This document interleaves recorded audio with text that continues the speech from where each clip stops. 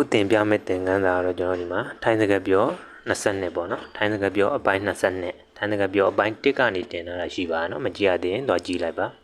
ဒီမှာအရှိမရက်ပါအရှိမရက်ပါဆိုရင်ကြော်ခန်းနာကြော်ခန်းနာကြော်ခန်းနာအရှိမရက်ပါကြော်အော်တော့ကြော်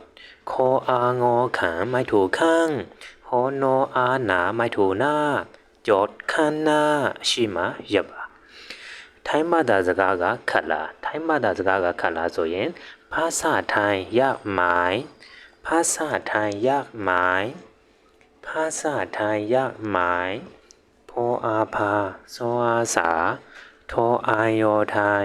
ยออากอยากฮอโมไอไหมภาษาไทยยากไหมထိုင်းဘာသာစကားကခက်လာအရေးအသွေးကိုကြတော့ဒီမှာมีคุณภาพมีคุณภาพมีคุณภาพအရေးအသွေးမော်အီမီခေါ်ဥနော်คุณပြီးရင်သူကဒီကနော်တစ်လုံးမြုပ်တာပေါ့နော်အာရဏပြီးရင်ဖောအားဖောภาพมีคุณภาพအရေးအသွေးမှာတယောက်တည်းသွားပါတယောက်တည်းသွားပါဆိုရင်ပိုင်ခွန်တယော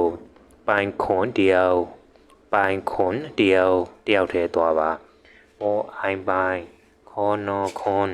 ဒေါ်အီယာရောတယောပိုင်ခွန်တယောတယောက်တည်းသွားပါ